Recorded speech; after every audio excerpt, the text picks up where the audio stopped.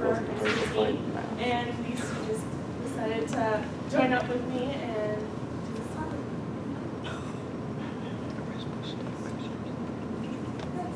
We'll jump right into it. History of golf. It started out a pretty long time ago.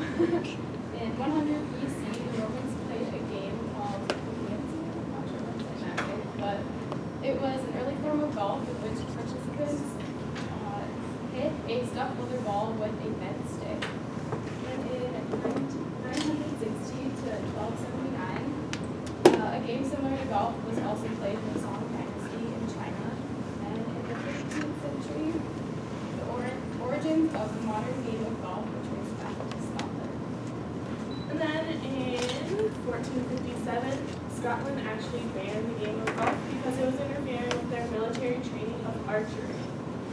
This was mainly led by King James II. And then in 1500, a few years later, the ban was lifted by King James IV, and they continued to play golf again. In 1729, golf was spotted being played in the United States for the first time by the governor of Massachusetts, William Burnet. Alright, so in 1744, the first rules of golf were set by the Honorable Company of Edinburgh Golfers. And then in 1764, the old course at St. Andrews reduced its numbers of holes from 22 holes to 18 holes, and 18 holes is the standard for golf around the world now. And then in 1894, the United States Golf Association, or the USGA, is formed in New York. In 1916, In 1900, golf was played at the Paris Olympic Games. In 1901, the first Professional Golfers Association, or PGA, is formed in the United Kingdom. And in 1904, golf was played for the second time at the Olympic Games in St. Louis. in 1916, the PGA of America is found, and they play their first champion at Sunway Country Club in New York. In 1950, quite a long time after the passage of women's suffrage, the women get the Women's League of the LPGA started. And in 1953, the Tan O'Shanter World Championship of Golf became the first nationally televised golf tournament in the U.S. And then going into the future, in 2016, golf will be played at the Olympic game in Rio de Janeiro, which is 112 years since they played that. This will be the third time that golf has been played in the Olympics. Some history on the golf ball. We kind of wanted to do like the volume of it because it's such a different kind of ball. It's not perfectly round, it has little dimples. Well, we wanted to kind of like figure out what's really the history behind that. So in 1724, the golf ball was noted that it was originally started being stuffed with feathers. It originally was just all hard leather.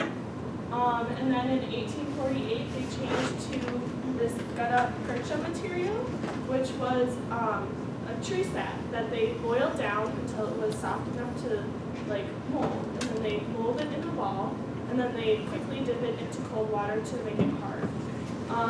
And now it is made out of polymer materials that are just mostly synthetic. Really, the science and engineering behind it is like way out there. It really kind of flew off from there.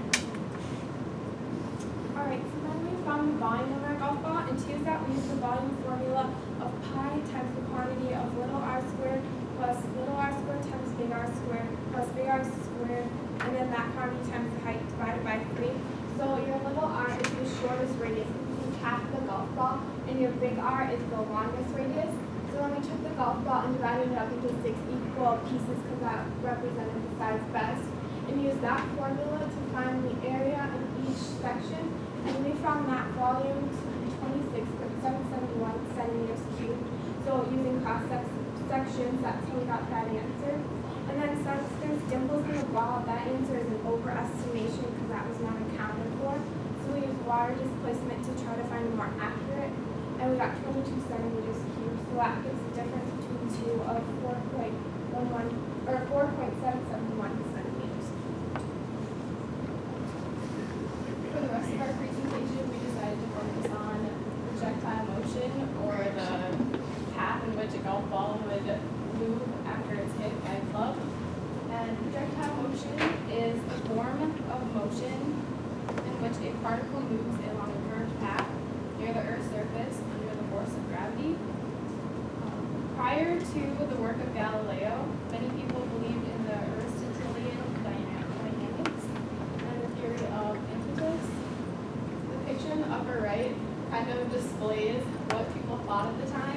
they thought an object would go straight until it lost its impetus, and at which point it would drop roughly to the ground. And Galileo noticed that that was not true, and he wanted to challenge this belief. He published the book Dialogues of Two New Sciences in 1638, in which he reasoned that a projectile is influenced by two motions, a motion that acts vertically and pulls a projectile down, and a motion that acts horizontally as the projectile moves forward.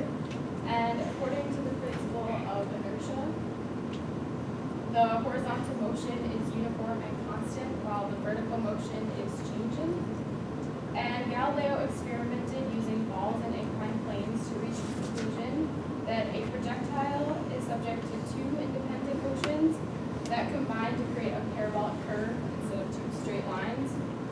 And the picture in the bottom is a sketch of some of his experiments. And Isaac Newton also contributed greatly to the understanding of projectile motion, and he added more to what Galileo had already started. He published the book Principia in 1687, in which he formulated his laws of motion, and he presented projectile motion as a combination of motion due to a projectile's initial velocity and the motion produced by constant downward acceleration. So some of our objectives that we want to set forth as we're looking at this hit from called soaring through the air, we wanted to find the initial velocity, because the initial velocity is really what our function would be based off of. G is the gravitational acceleration, which is 9.8 meters per second, and R is the distance in which the ball travels, which is 245 meters. And from this we can find that the initial velocity the ball was hit at is 80.059 meters per second.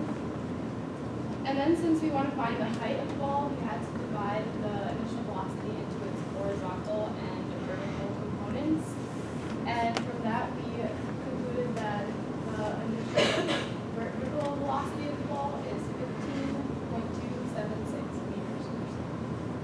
And when you had to use like the initial vertical, because in order to find the height, we didn't really need the horizontal, because the horizontal is constant as Galileo found.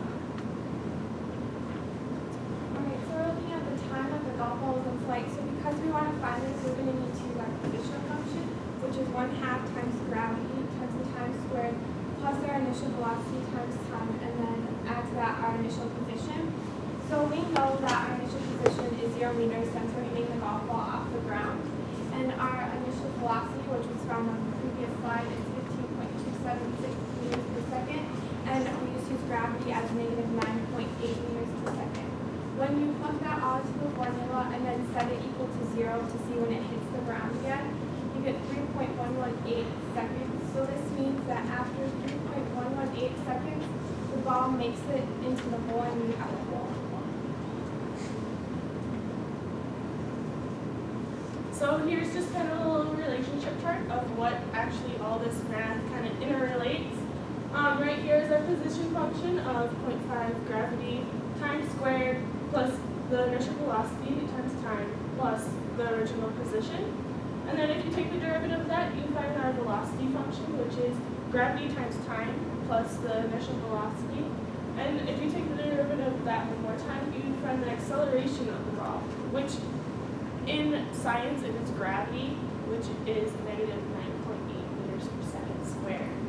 And then working our way backwards, if we take the acceleration function and integrate it, and take the antiderivative of it, we would find the velocity function.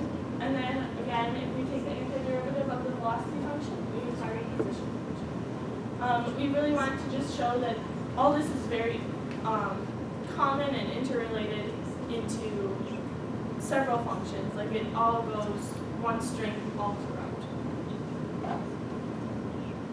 And our third objective was to find the maximum height the ball reached. So since we found the velocity function, we decided to set that equal to 0